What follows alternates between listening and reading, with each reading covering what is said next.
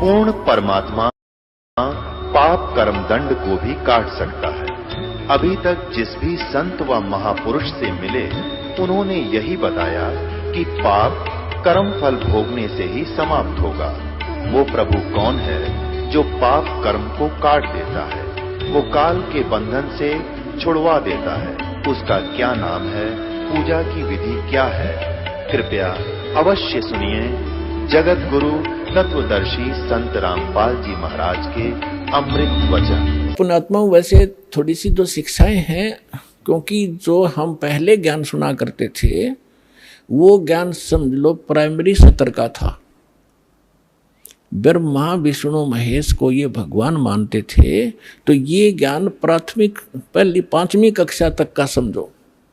और जो काल को ब्रह्म को भगवान मानते थे वो मैट्रिक तक का ज्ञान समझो, उनकी बुद्धि मैट्रिक तक समझो। लेकिन विधि ठीक ना होने से और वैसे उनको मान लेने से, वो ज्ञान होने से भी कोई लाभ नहीं था। अब जैसे हम कथा सुना करते सुदामा और कृष्ण जी की, अब इन कथाओं से भी थोड़ा सा निष्कर्ष हम साथ लेकर चलेंगे, तभी हम, क्योंकि बच्चा जो 5वीं 6वीं 7वीं 10वीं पढ़ ले तभी तो अगली पढ़ाई पढ़ सकता है, वो सीधा 11वीं में कैसे हो सकता है? तो वो पढ़ाई पहले आपको पढ़ाकर आगे चलेंगे। श्री कृष्ण जी बालकपन में और सुदामा जी एक ही पाठशाला में पढ़ा करते थे। और सुदामा ब्राह्मण थे,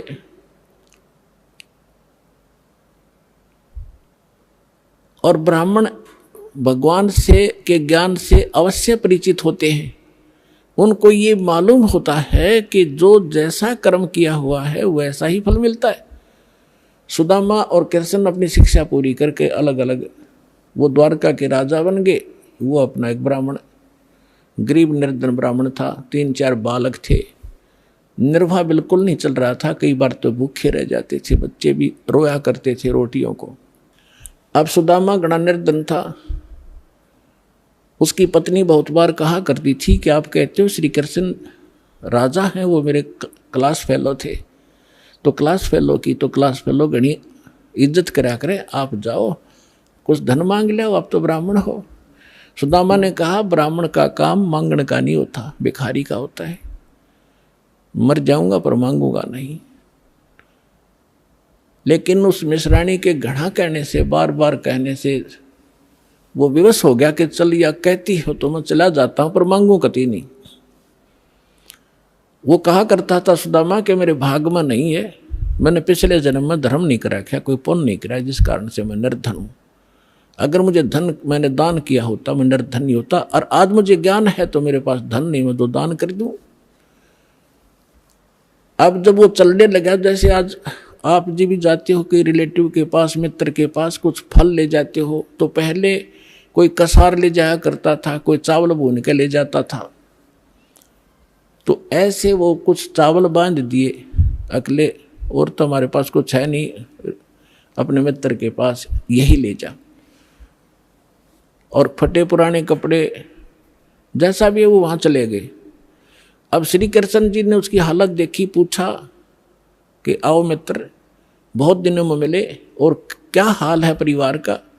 तो सुदामा जी ने कहा जी ठाठ है, भगवान की दया से कोई कमी नहीं किसी वस्तु की। लेकिन वो तो समझ गए थे, जिसी बालक थोड़े थे श्री कृष्ण जी, 3 लोग के मालिक हैं, वो समझ गए कि तो दुखी गणा हो रहा है। 7 दिन रखा वहीं पर कि बैठो, नहाओ धो रोटी खाओ, अपने हाथों उनके शरण दोहे मित्र गए। अब 7 दिन के अंदर विश्वकर्मा को बुलाकर वहां महल बना दिया, पीछे थे, धन दे दिया, एक मेरे मित्र के पास भेज दो और उसको आजीवन धन दे दो। अब उधर से सुदामा जब चलने लगा, 7वें दिन के मित्र में जाता हूँ, बच्चों की याद सता रही है, एक अच्छा जाइए। उसके कपड़े सफ़ेद बढ़िया बनवा दिए, दौड़ वो पहना दिए उसको। लेकिन चलते समय भी ये नहीं कहा कि मैं कुछ लेने आया था। लेकिन मन में दोष जरूर आ गया थोड़ा सा कि काहे का मित्र है, इसको नहीं पता मेरी क्या हालत थी, और मेरे से पूछा क्या हाल है, इसको खुद सोचना चाहिए था। ये इतना दोष आया था।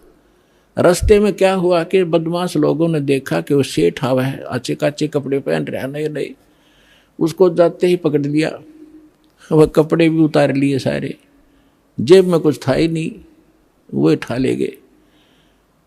अब फिर उसके मन में आई कि भाई गलती करी मैंने, मित्र का की आलोचना करी, जिसकी सजा मुझे ये मिल गई। क्योंकि हम भगत आत्मा इसी हिसाब ला लिया करन तुरंत।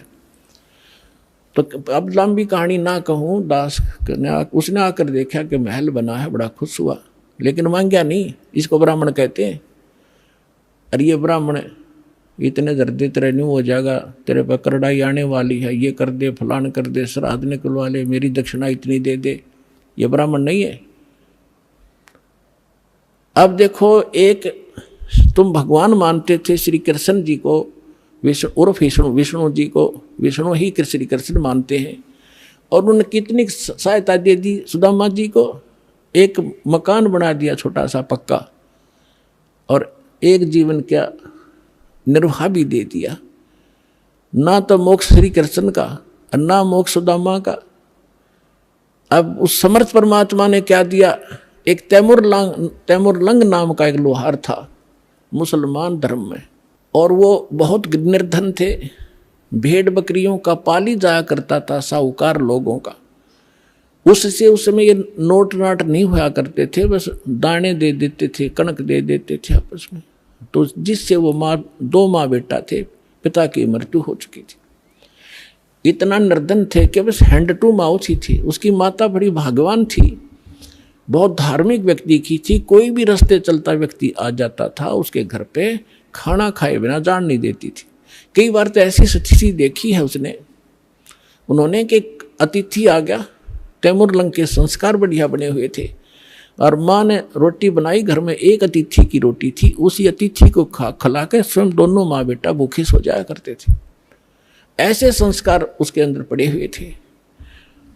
और ये पिछले जन्मों से परमात्मा के हंस थे, तैमुरलंग भी, लेकिन हम बीच में गलती कर जाते इसलिए भटकते रहते।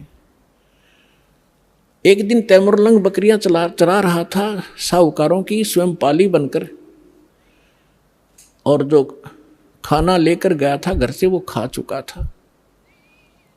अब परमात्मा उसी समय जिंदा महात्मा का रूप बनाकर उस पाली के पास पहुंच गए। तैमुरलंग के पास वृक्ष के नीचे बैठा था, बकरियां चर रही थी, कुछ वृक्षों के नीचे बैठी थी। तो तैमुरलंग ने कहा कि महात्मा, संस्कार थे माँ के कि कोई भी अतिथि मिल जाए बेटा भोजन की अवश्य प्रार्थना करना। क्या महाराज खाना खाओगे? कहाँ बेटा, भूख लगी है। उसने कहा महाराज थोड़ी देर लेट आए, थोड़े से मैं भोजन खा चुका हूँ, और अभी मैं घर से लाऊंगा, सामने घर है, थोड़ी दूरी पे है हमारा घर गाँव में, और अभी लाता। मेरी माँ बहुत अच्छी है, जाते बना देगी। और ऐसे करना भगवान, मेरी बकरियों का ध्यान रखना, हम गरीब बहुत हैं, एक बकरी भी इधर उधर होगी तो मैं पूरी नहीं कर पाऊंगा धनी की, मुझे बहुत दुख होगा। परमात्मा बोले बेटा चिंता ना करें, मैं खूब रखवाल करूँगा। वो घर गया, माँ से प्रार्थना की, कैसे ऐसे राह चलता संत है, भूखा है माँ ने जब घर में इतना आटा था, केवल 2 रोटी बनाई, 2 ही रोटी बनी, दोनों रोटी बना के लेकर आएगी। माँ ने कहा कि बेटा मैं भी चलती हूँ, मैं बर्तन ले आऊंगी, तू वहाँ अपना रखवाली करना, पाली रहना। दोनों आगे दर्शन भी करके आऊंगी साधु के। अब साधु को सामने बैठा देखकर माता ने कहा ले महाराज रोटी खा लो। परमात्मा खाना खान लगा तो इतने में माई ने 3-4 बार प्रार्थना कर दी, महाराज हम गढ़े गरीब हैं, हमारे पास तो कई बार भोजन भी नहीं होता, दया करो, कुछ आशीर्वाद दो, हमारा गुजारा ठीक चले। परमात्मा ने खाना खाया, इतने 4 बार प्रार्थना कर दी, 4-5 बार। परमात्मा खड़े हुए, एक बकरी बांधन की बेल पड़ी थी, पतली सी लोहे की बेल होती है जैसे पशु बांधा करें, उसको ऐसे 4 बार मोड़ लिया, वह इतनी रहेगी, उसको पकड़ के उसके बेटे रोटी खा के पानी पी कर लोटा खड़े हुए साधु, और उस लड़के के सिर पर हाथ धर के कड़म मारी, 7 मारी, 7 सांगल वो बेल मारी कड़ पे, 1 2 3 4 7 तक गिनी। माई ने सोचा बाबा जी मेंटल है और मैंने घना छेड़छाड़ दिया, यो दुखी हो गया, बेटे को कूटने लग गया। तो माई ने पूछा महाराज मेरे बेटे ने कोई गलती कर दी?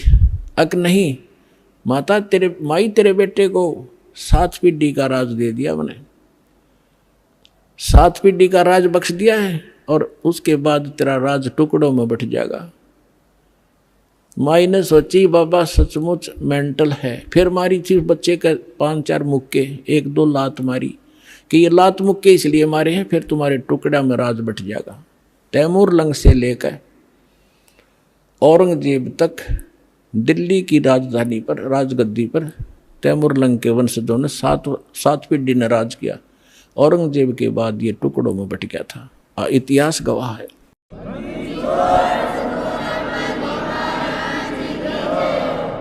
तैमूर लंग ने दिल्ली पर शासन किया था, अपना एक प्रतिनिधि यहाँ छोड़ दिया था जो उसको टैक्स देता था। उसके बाद उसका तीसरा पोता बाबर दिल्ली का बादशाह बना था। उसके बाद कंटिन्यू आप इतिहास देख लेना, विचलित ना होना। 10-2 शब्द बोलेगा वो, ऐसे समझ लेना जैसे तहसील में रजिस्ट्री होया करे, कोई धोखा नहीं पावे। अब ये बना कैसे? अब माई ने सोचा तो पागल था और उसी समय अंतर्ध्यान हो गए उनके सामने से। तो माई ने सोचा बाबा जी था तो शक्ति वाला, पर जो नौका तेरे बेटे को 7 पीढ़ी का राज दे दिया, या गले ना उतरी बात। अब कुछ दिनों के बाद क्या हुआ कि वही उसी रूप में परमात्मा तैमूर लंग क्या किया करता था? लोहार था ही, ये एक्स्ट्रा जॉब भी करता था पाली जाने की गरीबी के कारण। उधर से एक लोहार के एरन पर चोट लगाता था, ओवर टाइम करता था, शाम को आकर के वो उसको थोड़ा बहुत और अन्न दे देता था, 1-2 महीने में, इससे वो गुजारा करे थे। तो जिस एरन पर वो चोट मारने के लिए लोहार के पास जाता था, लोहार अपनी कोई औजार बनाता था तो वो घंट चलाया करता था, 1-2 घंटे शाम को। लोहारों के पास इतना इसी समय शाम को ज़्यादा कार्य होता था। तो एक दिन परमात्मा उसी जिंदा महात्मा के रूप में तैमूर लंग को दिखाई दिए स्वप्न में और कहा बेटा वो एरन मोल ले लो तुम, जहाँ तू सर्विस करने जाता है और टाइम करता है वो एरन मोल ले ले। तो उसने कहा महाराज हमारे पास तो पैसा नहीं, कि ऐसा कर तू उधार पर ले लेना, और उसके नीचे घना धन दाब रखा मैंने, हीरे मोती जवाहरात सोना, और उसको धीरे धीरे प्रयोग में लाना, किसी को पता ना लगने देना, ना दुनिया लूट लेगी तेरे से। और ये काम मैं करूँगा, तू उसे उधार की बात करना, वो उधार दे देगा, ये मेरा काम। परमात्मा जब सौदा बनाता है दोनों तरफ खड़े हो जाते हैं। उधर से उस लोहार के मन में प्रेरणा प्रबल कर दी कि ये स्थान थोड़ा है मेरे लिए, बाहर मेरा एक और प्लाट है बढ़िया, यदि इसको कोई ले ले मोल तो मैं इसने बेच दूँ, मैं वहाँ बना लूँ, एरन डाल लूँ। प्रबल प्रेरणा। उधर से जाके सुबह उठा, उसने अपनी माँ से बताया कि माता ऐसे ऐसे मैंने वो महाराज जी दिखे थे, वो जो जंगल में मिले थे, रोटी खाई थी, मेरे सांकड़ मारी थी, बेल मारी थी। उसकी माँ बोली बेटा दिखे मुझे भी थे स्वप्न में आज ही, पर मैं कुछ शब्द समझ नहीं पाई वो कहे क्या रहे थे। तैमूर लंग बोला मैं बताता हूँ, मेरे याद है, उन्हें ऐसे ऐसे बता। तो कहने लगी बेटा महात्मा तो शक्ति वाले थे, हमें एकदम अंतर्ध्यान हो गए थे, पर वो पैसा तो है नहीं बेटा, लेंगे कैसे हम उसको। तो उन्होंने समाधान बताया है कि आप उधार कर की बात करो। माँ बोली देख ले बेटा ट्राई करके। तो उसने जाके तैमूर लंग ने कहा कि भाई मैं एक अर्ज करता हूँ आपसे, ये मैं भी गुजारा कर लूँ, मैं भी लोहार हूँ, आप भी लोहार हो, और मुझे एरन दे दो ये। वो बोला पैसे कब देगा तू? एरन वाला बोला कि अभी तो है नहीं, मैं कुमा के दे दूंगा। पक्की बात? पक्की, 1 साल में दे देना। हाँ 1 साल में दे दूंगा। अब पे कवा दी परमात्मा ने। तो तैमूर लंग के ठिकाना नहीं रहा खुशी का। उसने तो अगले दिन वहाँ से एरन निकाला, बोला एरन भी छोड़ दे। एरन भी छोड़ दूंगा, पुराना हो रहा है। वहाँ जाके अब नया गार्ड लिया, एक लोहे का लठ उसने, और वो वहीं छोड़ गई। माँ बेटा ने चारों तरफ 4 द्वारी बनाई, कच्ची ईंटें बना बना कर कुछ, उस पर एक झोंपड़ी सी डाल ली और एरन बाहर रख लिया। नीचे से खोदा तो नो का नो धन पाया उसने। अपने आत्माओं उस समय जब ये पाली जाया करता था तैमूर लंग, उस समय उसने के दृष्टांत एक घटना देखी थी जो उसके हृदय को छू गई थी। वो मिट नहीं रही थी हृदय से। उसी नगरी का राजा घना निकम्मा था और गांव की सुंदर लड़की उसके एजेंट बता दिया करते थे और वो अपने मंत्री और सैनिकों को द्वारा उन लड़कियों को उठा ले जाता था, उनके साथ विलास किया करता था। एक दिन ऐसी एक लड़की गांव की तैमूरलंग के ही आसपास घर की चारा लेकर आ रही थी खेतों से। सुंदर लड़की थी। राजा के कर्मचारी उसको अपहरण करने लगे। उसने आवाज लगाई, रे तैमूरलंग, ए तैमूरलंग मुझे बचा भाई, तैमूरलंग मुझे बचा भाई। तैमूरलंग ने देखा भाई सचमुच ये तो बकवादी आदमी है। पाड़ी के पास तो लठ होता है, डंडा लेकर लठ बाज लिया, ताबड़तोड़ लाग गया उन सैनिकों ने कूटने। वो 4-5 थे, वो अकेला था। तो उन सैनिकों ने उसको इतना पीट दिया, मार दिया, कति खत्म करके डाले गए, पीठ छेद कर लड़की को उठा ले गए। जब वो होश में आया उसके बाद उसने ये प्रतिज्ञा कर ली कि यदि मैं राजा बन गया इसको सबक सिखाऊंगा इस राजा को। अब राजा की सपने भी नहीं पर मन में तो आवे है सब कहिए बात। उधर से क्या हुआ, उसने धन देखा, दोनों माँ बेटा खुशी का ठिकाना नहीं। लेकिन निर्देश जो महाराज ने दे रखा था वो याद रखा, कुछ धन निकाला, दूर देश में जाकर बेचा। वहां से क्या किया उसने, कुछ अपने साथी सैनिकों से कहा घोड़े लाया, पहले घोड़े लाया, घोड़े लाकर बेच दिया, क्यों उधर घोड़ों का व्यापार ज्यादा होता। तो लोगों ने सोचा इसका व्यापार में बहुत वृद्धि होगी, एकदम ये तो बहुत 1-2 घोड़ा लाया, फिर 10-10, 20-20 लाला बेचने लग गया। उधर से उसने क्या किया, अपने आसपास के जवान लड़कों से कहा कि भाई देखो ये राजा बहुत निकम्मा है, ये अपनी बहन बेटियों के साथ ऐसे करता है, ये टैक्स भी बहुत लेता है। मैं राजा बनूंगा और मैं सबको टैक्स फ्री कर दूंगा, बहुत जायज टैक्स लिया करूंगा और सेठों से लिया करूंगा, गरीबों से नहीं लूंगा, ये आगा पीछा नहीं देखते। और आप मेरे सैनिक बनो, मैं तुम्हें मेहनताना दूंगा। अब लोहार था, लोहार के बच्चे कुछ रिश्तेदारों के इकट्ठे करके जंगल में तलवार बनाने का कारखाना बना लिया, ढाल और तलवार और घोड़े ले आया, सेना तैयार कर ली। कुछ दिनों के बाद उस राजा पर आक्रमण कर दिया। भगवान की रजा होती है, वचन फलता है भगवान का जो निर्धारित होता है।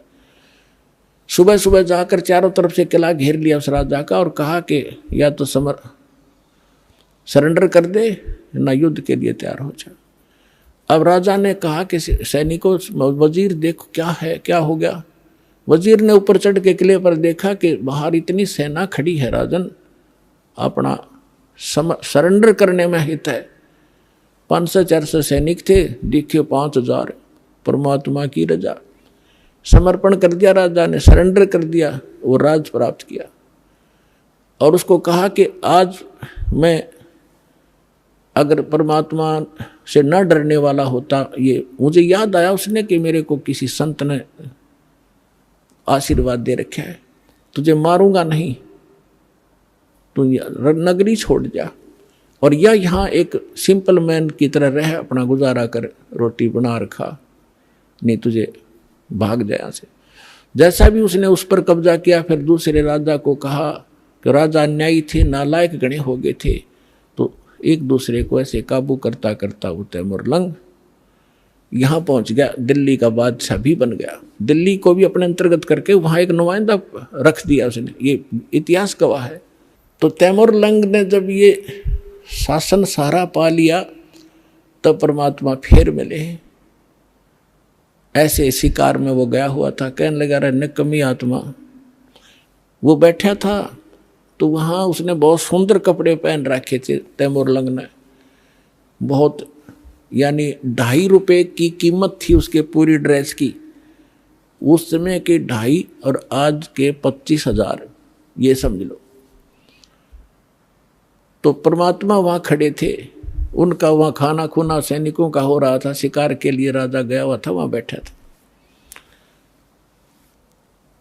तो आके परमात्मा भी किसी अन्य रूप में वहाँ खड़े हो गए। तो कहने लगे राजा आपकी क्या कीमत है। एक सामने एक व्यक्ति खड़ा होकर कह रहा है कि आपकी क्या कीमत है, कि आप ही बता दो मेरी क्या कीमत है, कि तेरी कीमत है 2.5 रुपये। राजा बोला गलत बोल रहा है, 2.5 रुपये का तो मेरा ही ड्रेस है। बोला इससे इसकी कीमत है, तो एक आने का भी को नहीं। निकम्मी आत्मा, तेरे को इसलिए ये राज्य दिया था कि कर्म फोड़ अपने। परमात्मा ने वो रूप बना लिया, दो वो दिन भूल गया तू एक बकरी चराता फिरता था, गिड़गिड़ा रहे थे, आज भूल गया भगवान को, चरणा में पड़ गया उसी समय। अपने बेटे पोतों को देकर आज और लेकर दीक्षा और फिर से भक्ति शुरू करी। तो पुण्यात्माओं, सुदामा को एक ढूंढ बना दिया, एक छोटा सा मकान वो दे दिया, एक साल एक जीवन का गुजारा, तो क्या अमर हो गया वो। 7 पीढ़ी का राज दे दिया कबीर साहब ने, एक रोटी खा के, और फिर मोक्ष दिया उस प्राणी को।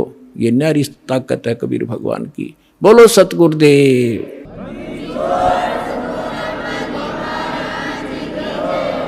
समर्थ का शरणाग हो, रंग होरी हो, कदे न हो एकाज राम रंग होरी हो। कि ऐसे समर्थ की शरण प्राप्त करो, यहाँ रहोगे तो जब तक मौत से रहोगे कोई आपत्ति नहीं आने देगा, यदि मर्यादा में रहे, और सतलोक जाओगे सदा का सुख हो जाएगा। बोलो सतगुरुदेव।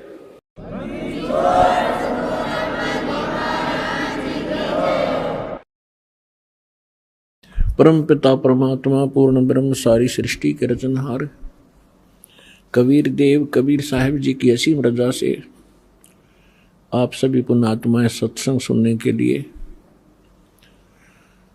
इस सतलोक आश्रम बरवाला जिला हिसार में पहुंचे।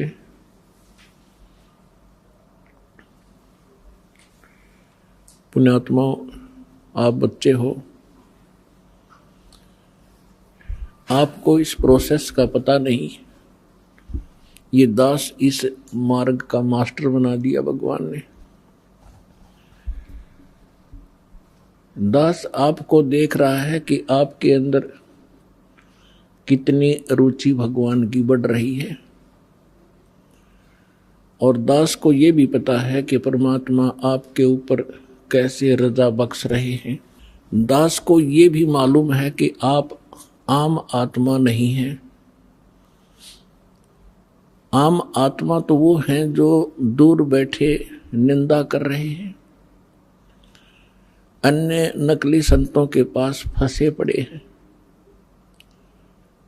या अन्य योनियों में प्राणियों में के शरीरों में कष्ट उठा रहे हैं, या ऐसे किसी अक्षेत्र में किसी देश में जन्मे हैं जहां नास्तिकवाद ही प्रधान है, तो वो आम आत्मा है, साधारण सामान्य जीव है। दुर्भाग्य उन प्राणियों का। आप जी को यहां बार बार क्यों बुलाया जाता है? जैसे आप अपने बच्चों को स्कूल कॉलेज में भेजते हो और टीचर डेली बुलाता है, उनकी अटेंडेंस लगाता है, और न आने पर उनको खुरकाता और धमकाता है, क्योंकि उसको मालूम है ये बच्चे रूटीन में आते रहे तो सफल होंगे, अपना सिलेबस पूरा कर पाएंगे, अन्यथा नहीं। टीचर को उनके भविष्य का ज्ञान होता है कि जो आज गफलत करेंगे आगे आजीवन वो दुख भरेंगे।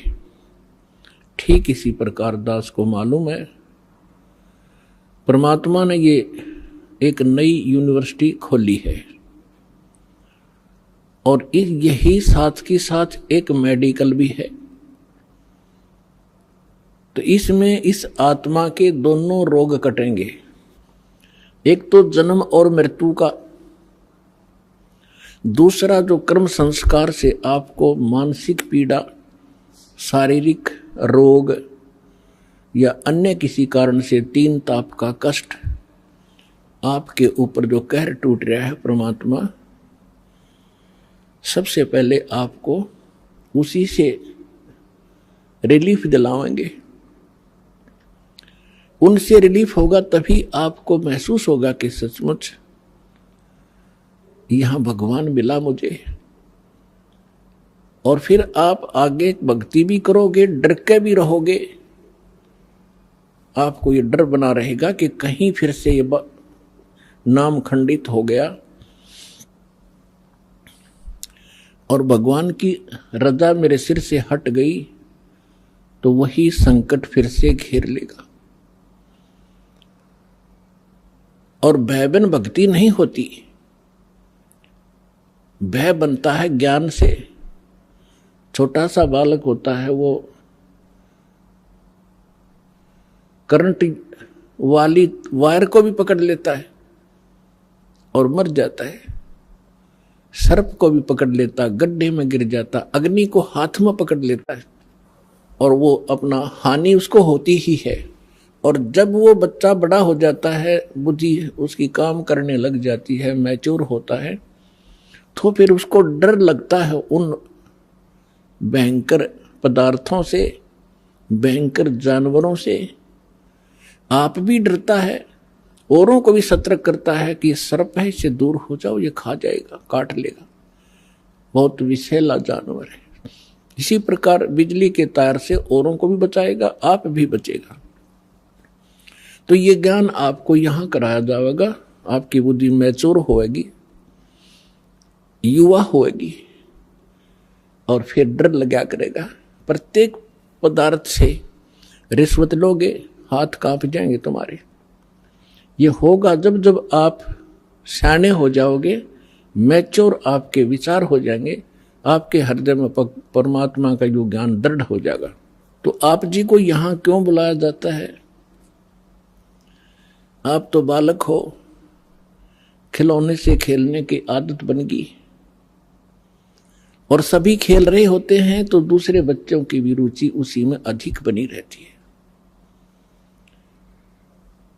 परमात्मा कहते हैं, होले सुहागन सुरता त्यार, तो मालक घर जाना है। फिर कहते हैं कि तेरे संग की कितनी जाली, तू क्यों लारी वार, और गुड़िया खेलत तने जन्म गंवा दिए,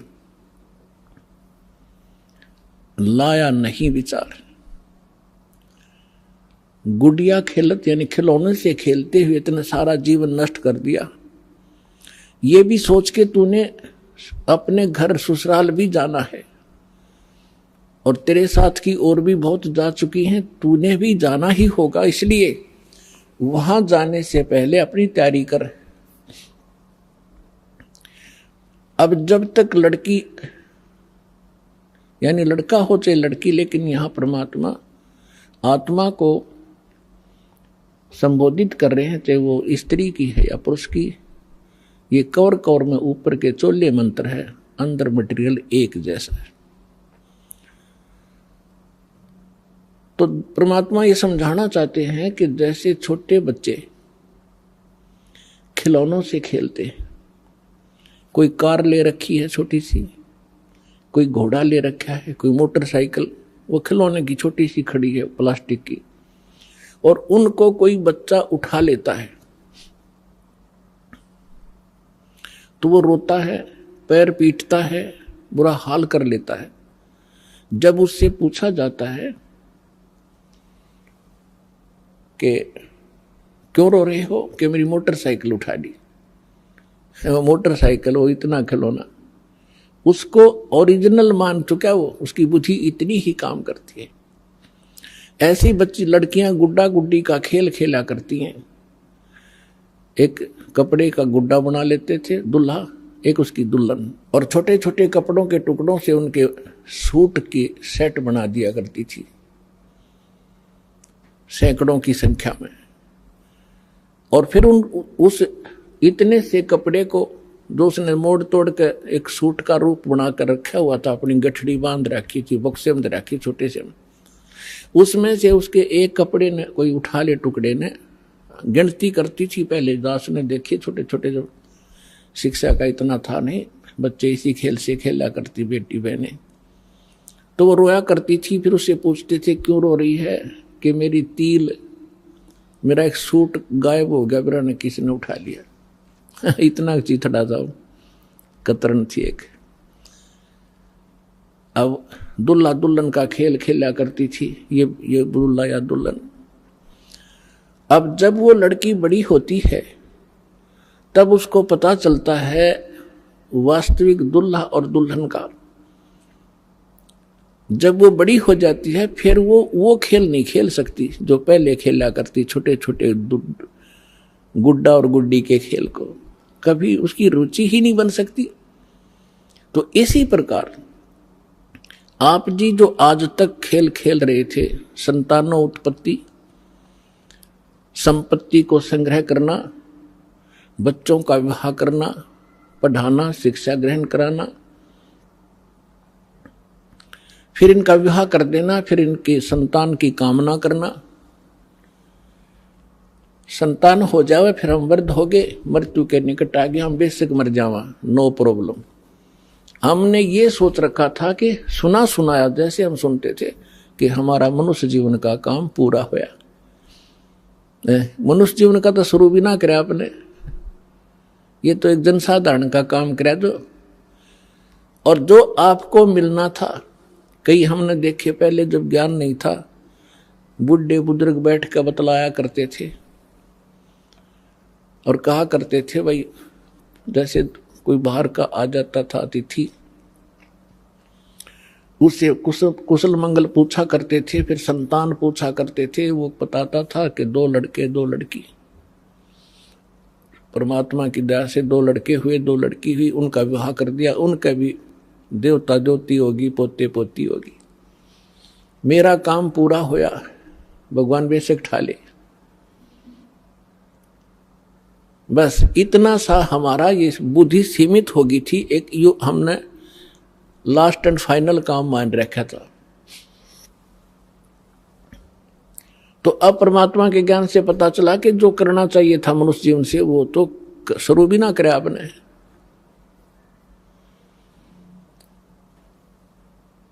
तो पुण्यात्माओं, आपको यहां बुलाकर ये ज्ञान दिया जाता है कि आप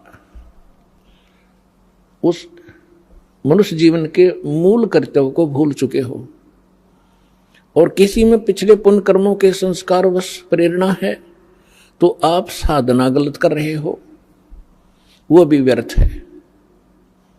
शास्त्र विधि को त्याग का मनमाना जो आचरण करते हैं वो भी गलत है। गीता अध्याय नंबर 16 के श्लोक नंबर 23 और 24 में इसका प्रत्यक्ष प्रमाण है। तो शास्त्र अनुकूल साधना कौन सी होगी? गीता अध्याय नंबर 4 के श्लोक नंबर 32 और 34 में स्पष्ट कर दिया है। और 25 से लेकर 30 तक चौथे अध्याय में यह भी कहा है कि सब अपनी अपनी कोई ऐसी साधना करता है, कोई ऐसी करता है, कोई ऐसी करता है। ये सभी अपनी साधनाओं को पापनाशक जानते हैं। पापनाशक मीन मोक्षदायक, पापनाश होंगे तभी तो मुक्ति होगी, नहीं तो कर्मा के संस्कार में हम फंसे रहते हैं।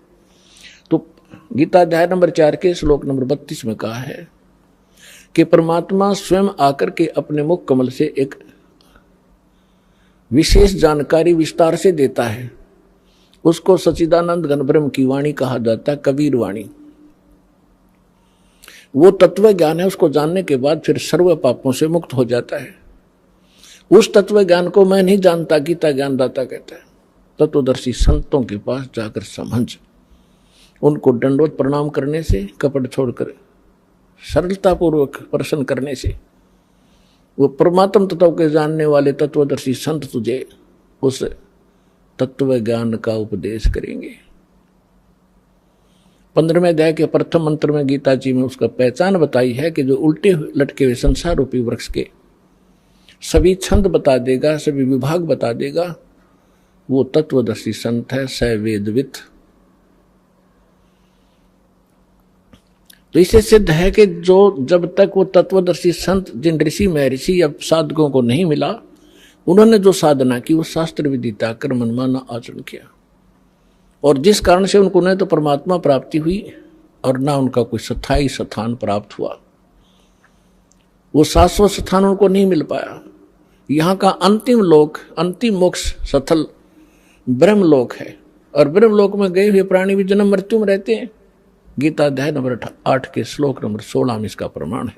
तो पुण्यात्माओं, ये वो एक नई यूनिवर्सिटी और जिसमें प्रथम कक्षा से लेकर अंतिम पढ़ाई यहीं पढ़ाई जाएगी और यही प्राथमिक चिकित्सा से लेकर अंतिम ऑपरेशन तक की यहीं किया आपका जाएगा, यानी अध्यात्म तरीके से। आप जी को यहां क्यों बुलाया जाता है आपको पता नहीं, आप तो बच्चे हो। आपको यहां बुलाने से आपको 5 यज्ञों का लाभ दिलाया जाता है। पुण्यात्माओं, एक जैसे किसान खेत में बीज बोता है, खेत भी संवार दिया और बीज भी ओरिजिनल हो, यानी गेहूं का बोआ है तो गेहूं का ही हो और गेहूं का भी अच्छा बीज हो, मरे हुए दाने ना हो। बीज बीजने के बाद फिर उसमें और भी बहुत ऐसा प्रोसीजर है जो अनिवार्य है। समय आने पर उसकी सिंचाई, उसमें फिर खाद डालना, उसके अंदर से घास निकालना और उसकी सुरक्षा रखना, तो तब जाकर के वो फसल परिपक्व होती है, तब जाकर के वो 2 दाने घर पर प्राप्त करता है किसान। पहले खर्च करता है अपने घर से खूब आंखें मीच के।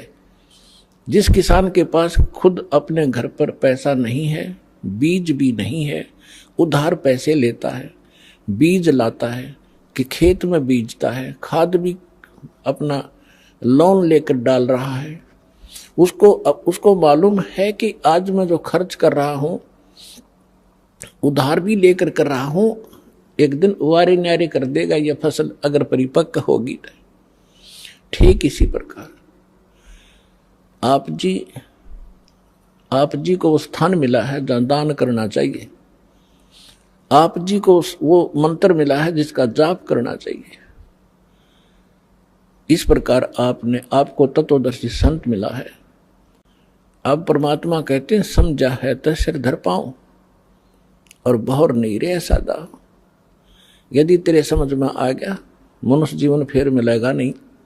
यदि मनुष्य जीवन मिल गया तो तत्वदर्शी संत नहीं मिलेगा, और तत्वदर्शी संत नहीं मिला तो ये मनुष्य का जीवन और पशु का जीवन में कति अंतर नहीं।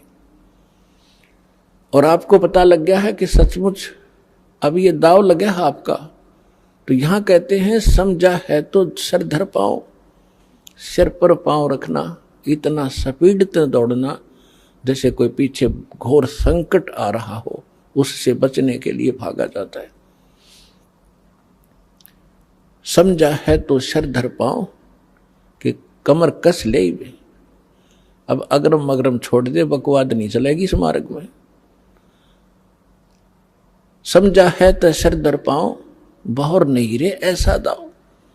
ये आपका दाव लगा है मनुष्य जीवन, और ये प्राइम टाइम बिचली पीढ़ी का समय।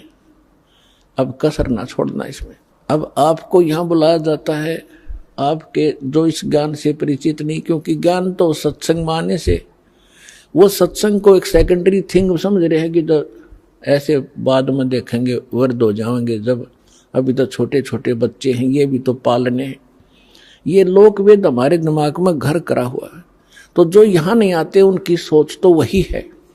तो उनकी सोच के, उनके विचारों से आपने दुखी नहीं होना चाहिए। वो कुछ भी बोल रहे हैं, कुछ भी कहें, ये समझ लो बालक हैं छोटे छोटे, इनको पता नहीं। आपको वो व्यंग भी करते होंगे कि चल पड़ते हैं, तीसरे दिन जाते हैं, बरवाला कर रहे हैं, अपना बालक ना पाले जाते हैं, देखना कुछ दिन में इनका विनाश हो जाएगा, इतना खर्चा करते हैं। तो पुण्यात्माओं, उनकी बातों में ना आना, परमात्मा के विधान के अनुसार अपने आगे कदम बढ़ाना।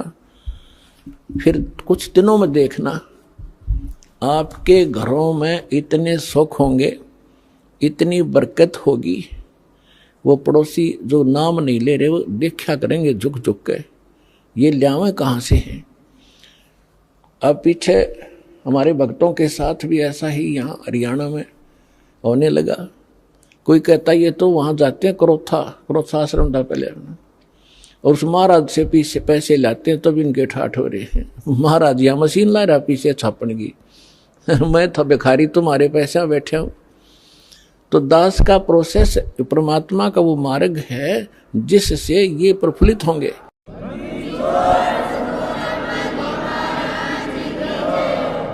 और ये काम भी करते ना दिखते, तीसरे दिन 10वें दिन सत्संग में जाते रहते हैं और इनके सारे ठाठ हो गए, कार भी ले ली, मकान भी बढ़िया बना लिया।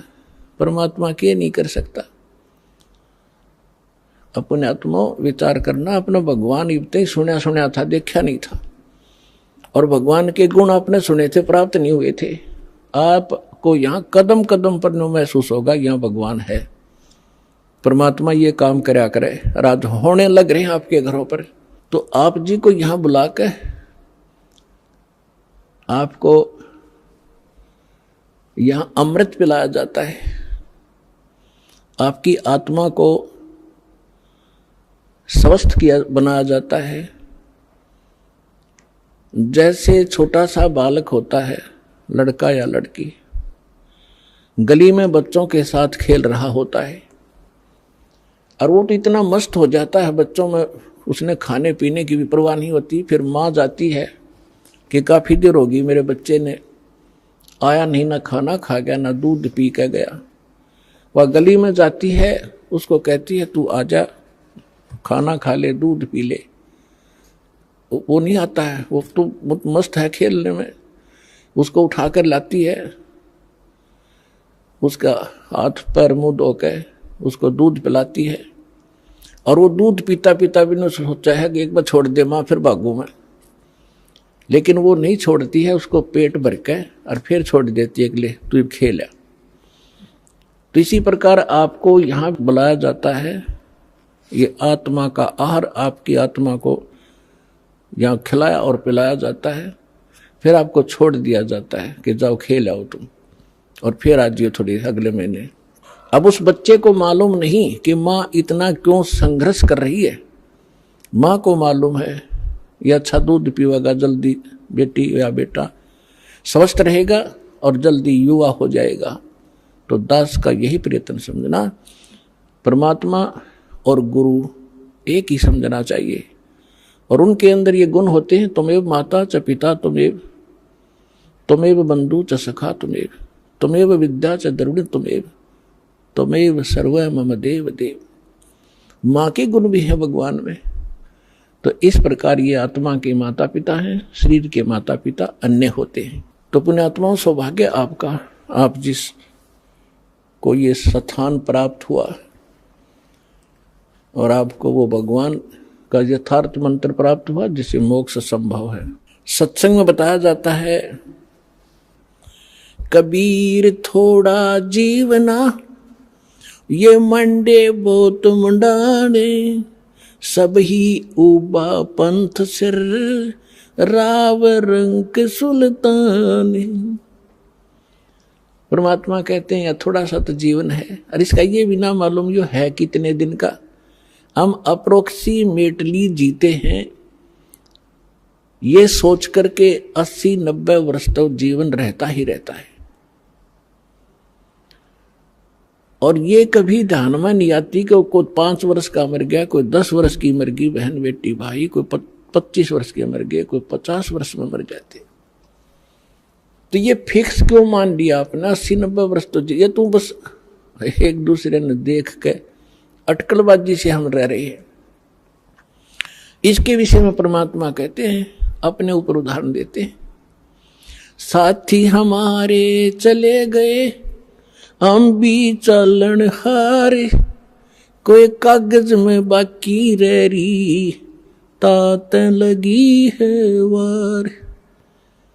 हम देखते हैं अपने साथ में रिश्तेदारों में वो जा रहे हैं और अपना भी नंबर आने वाला है, लेकिन हमारी कोई कागज में बाकी रह रही है। जिस दिन वो बाकी पूरी हो जाएगी फिर देखना आपकी भी टिकट कटेगी। कबीर थोड़ा जीवना और मंडे बहुत मुंडान। अंतिम बिना ज्ञान के व्यक्ति के आखिरी सांस तक ये जीवी का काल ये वेदन लाए रखे ये बनवा दूं, वो करवा दूं। और बुढ़ापे में ज्यादा छिड़ा करे बीमारी, ना बालक माने, ना उसकी बुद्धि ढंग से काम करे। बच्चों के बीच में बेमतलब वृद्ध आदमी टांग अड़ाए रखा करे, नो कर लो, नाश करोगे तुम, फलाना ऐसे कर दिया। आइए अब हम उन श्रद्धालुओं के अनुभव जानते हैं जो जगत गुरु तत्वदर्शी संत रामपाल जी महाराज जी से दीक्षा प्राप्त कर चुके हैं तथा उनके द्वारा बताए गए भक्ति मार्ग पर चल रहे हैं। नमस्कार सर। नमस्कार सर। क्या नाम है सर आपका? सर मेरा नाम मांगे रामदास है। कहाँ से आए हैं आप? सर मैं जिला सहारनपुर उत्तर प्रदेश से आया हूँ। सर संत रामपाल जी महाराज से आपने नाम दीक्षा कब ली? सर मैं संत रामपाल जी महाराज से नाम दीक्षा 11 जून 2014 को ली। सर संत रामपाल जी महाराज से नाम दीक्षा लेने से पहले आप कोई भक्ति साधना भी करते होंगे?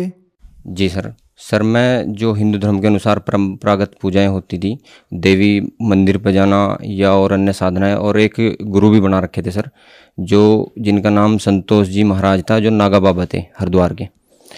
उनके द्वारा बताई गई वो महामृत्युंजय पाठ का जाप करवाते थे और यज्ञ करते थे।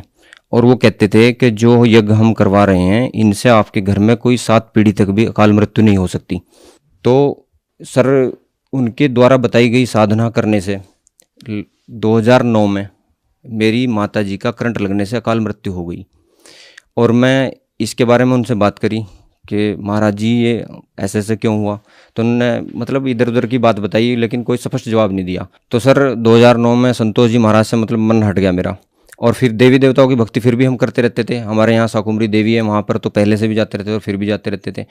लेकिन और मैं 2 बार अमरनाथ यात्रा भी गया हूँ सर, जो बहुत ही कठिन पहाड़ी और दुर्गम रास्ता है, लेकिन वहाँ भी गया हूँ मैं।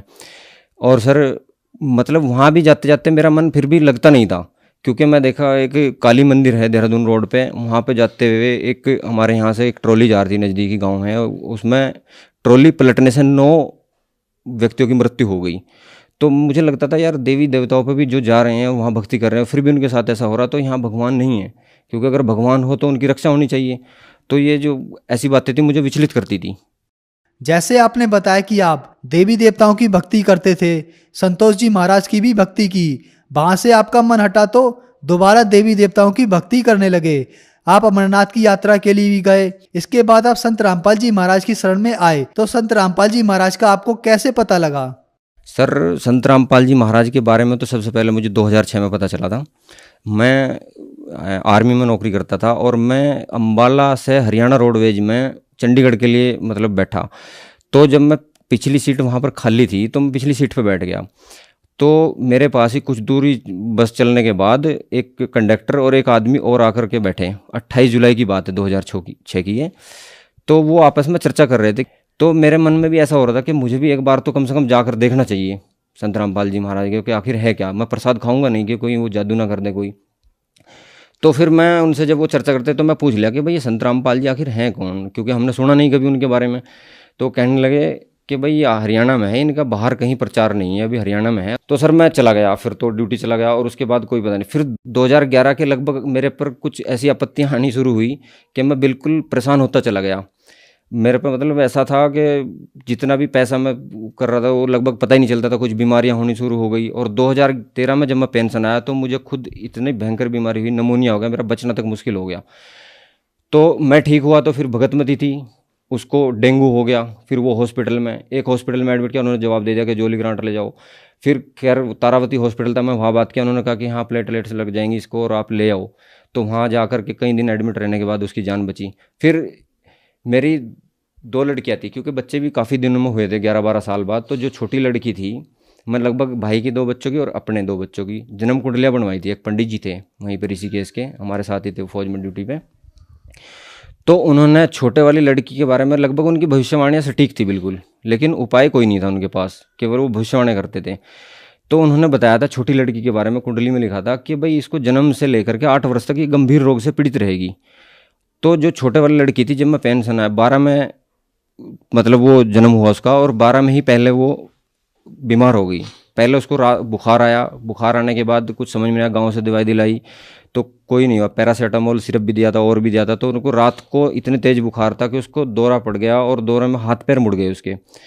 और कुछ देर बाद मतलब जब होश आई उसको, तो हम, लेकिन बुखार फिर भी नहीं टूटा उसका। तो अगले दिन हम डॉक्टर स्वर्णजीत है सहारनपुर में, वहाँ लेकर गए।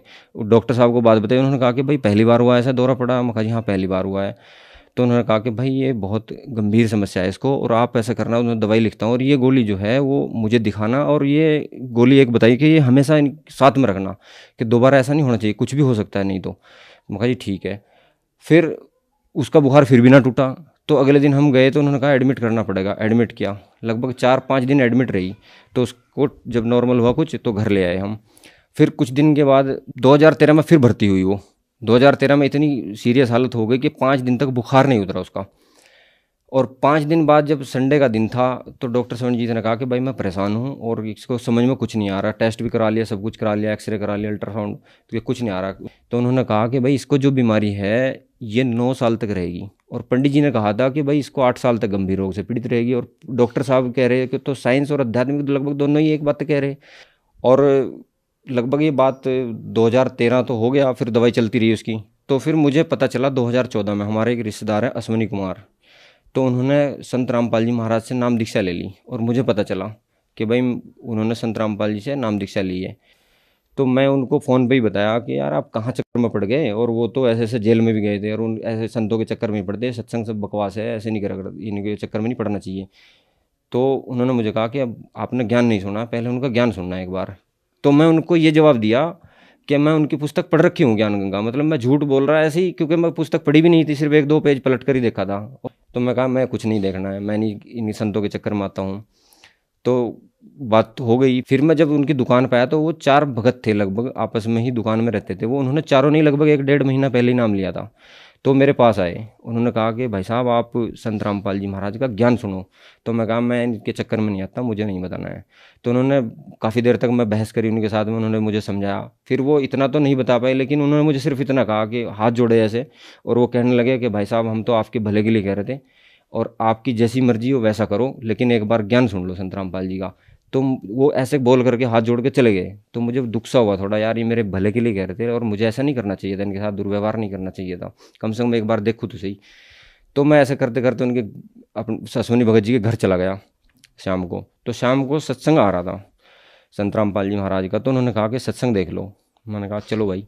तो लगभग उस टाइम ज़्यादा हो गया था, 15-20 मिनट का ही सत्संग बजा था। तो उस दिन ज्ञान चर्चा आ रही थी। सतपाल जी महाराज हरिद्वार वाले जो हंसा देश वाले हैं, और वीएस संत रामपाल जी महाराज। तो सतपाल जी महाराज से वो चर्चा सिर्फ 15 मिनट की मुझे सुनने को मिली। सतपाल जी महाराज से पूछा मीडिया वालों ने कि महाराज जी परमात्मा साकार है निराकार?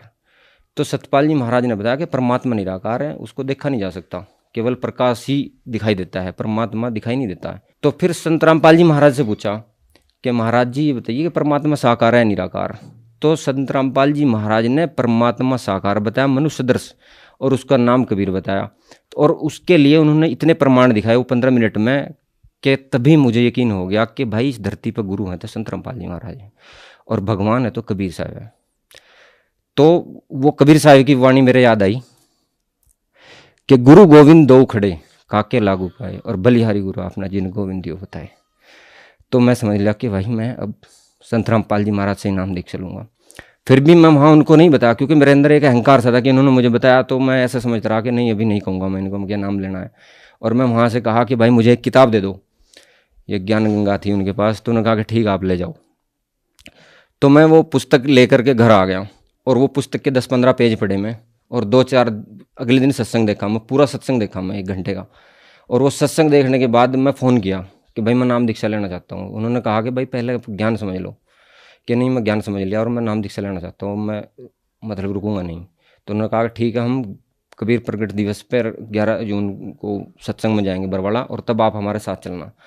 तो मैं कहा ठीक है। तो जब ये बात मेरी भगतमती को पता चली कि ये नाम दीक्षा लेंगे, और तो उसने क्या अपने घर फ़ोन किया और मेरे ससुराल में बताया कि इनको रोक दो, अभी नाम ना लें, और ये सब 1 साल बाद ले लेंगे। तो उनका फ़ोन आया कि आप 1 साल बाद चले जाना, नाम लेना ही है तो, लेकिन अभी मत करो, ये जो मन्नतें मांग रखी ये सब पूरा कर लो पहले।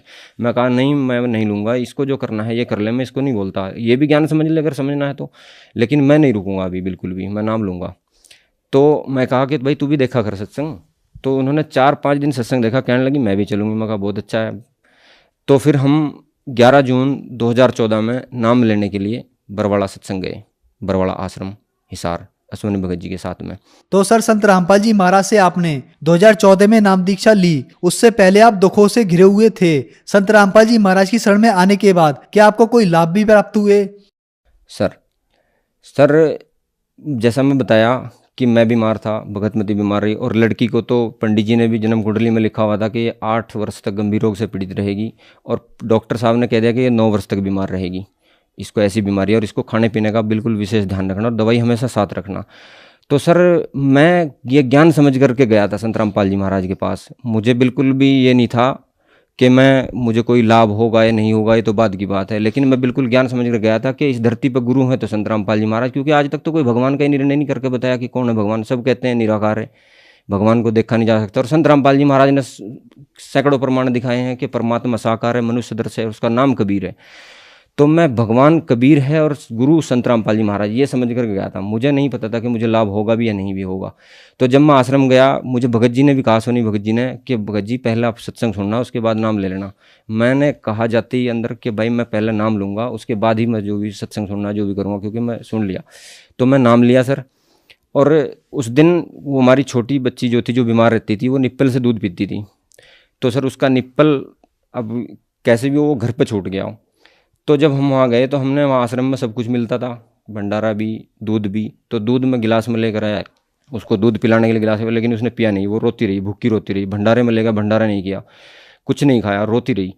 तो सर 11 जून को पहला दिन था सत्संग का, पाठ प्रकाश हुआ था, और वहाँ पर प्रसाद बना था, हलवा प्रसाद। वो देसी घी में होता है, और घी भी उसमें से इतना होता है कि हाथों से नीचे निकलता रहता है। तो सर मैं जहाँ हलवा प्रसाद बट रहा था, वहाँ गोद में ले गए उस बच्ची को, उधर गया तो बच्ची हाथ से ऐसे ऐसे करने लगी हलवे की तरफ। तो सर मैंने हलवा ले लिया वो, और उसको खिलाया, तो वो खाने लगी। अब मैं ये था कि उसकी पसलियाँ तो चली रही थी, क्योंकि हमेशा उसका सांस चलता रहता था ऐसे। तो उसने हलवा छक के खाया, और खाने के बाद थोड़ी देर बाद उसको पानी पीना ही था, पानी पिलाया। तो अब मुझे ये मतलब ऐसा लगा, मैं भगत जी को भी कहा, सुनी भगत जी को, कि भगत जी सुबह गाड़ी जल्दी चलना ले करके, और सुबह दिखाएंगे, और मैं फ़ोन कर दूंगा उस लड़के को, क्योंकि मैं नंबर रखता था वहाँ का, कि नाम लिखवा दूंगा, और इसको तबीयत बिगड़ जाएगी क्योंकि हलवा खा लिया इसने अब। और मुझे बिल्कुल नहीं पता था कि अब क्या होगा। मुझे ये था कि अब तबीयत इसकी और बिगड़ने वाली है। लेकिन सर वो हलवा प्रसाद खाने के बाद और पानी पीने के बाद वो लड़की बिल्कुल ठीक हो गई। और सर जो डॉक्टर ने कहा था 9 साल तक बीमार रहेगी, और पंडित जी ने कहा था 8 साल तक बीमार रहेगी, तो वो लड़की वो हलवा प्रसाद खाने के बाद सर वो 11 जून 2014, और सर आज का दिन है, आज तक एक गोली भी डॉक्टर सवनजीत के यहाँ से नहीं ली, और वो बिल्कुल ठीक है सर। नाम लेने से पहले मई 2014 में मेरे बाईं तरफ जो बहुत ज़्यादा दर्द हुआ, जो पहले भी रहता था, लेकिन उस दिन बहुत ज़्यादा दर्द था। मैं एक शादी में गया हुआ था, तो मैं एक डॉक्टर के पास गया। वहाँ पर मैं उनको बताया कि डॉक्टर साहब ऐसे ऐसे है, पहले भी होता है, लेकिन आज बहुत ज़्यादा बेचैनी है मुझे। तो उन्होंने बताया कि भाई लक्षण जो हैं हार्ट के हैं, और आपको टेस्ट कराने पड़ेंगे। तो मैं कहा, उन्होंने 2 खुराक दी, मैं दवाई ली, मुझे कुछ आराम मिला। और अब मैं ये मतलब इसी उसमें था कि मैं अब टेस्ट कराने जाऊंगा, कब कराऊं, कहाँ कराऊं, यही सोच रहा था। तो तभी मुझे अश्विनी भगत जी ने वो ज्ञान के बारे में बताया, और मुझे संत रामपाल जी महाराज के ज्ञान के बारे में पता चला। मैं ज्ञान समझा, और जब 11 जून 2014 को मैं नाम लिया। और सर वो 11 जून 2014 को नाम लेने के बाद वो जो मेरी हार्ट की जो प्रॉब्लम थी, उसका तो पता भी नहीं चला, कि मुझे दर्द आज तक भी नहीं हुआ। और सर संत रामपाल जी महाराज से नाम लेने के बाद और भी आर्थिक लाभ बहुत हुए, और मेरे यहाँ 2 बेटियाँ थी। मुझे इच्छा किसी चीज़ की नहीं है सर, क्योंकि ज्ञान समझ लेने के बाद मुझे कोई हो नहीं, लेकिन परमात्मा कहते हैं कि ये तो सब यहाँ के लाभ तो रुंगा में मिलेंगे। तो एक बेटा भी संत रामपाल जी महाराज की दया से 2017 में हुआ। धन्यवाद सर। सत साहिब।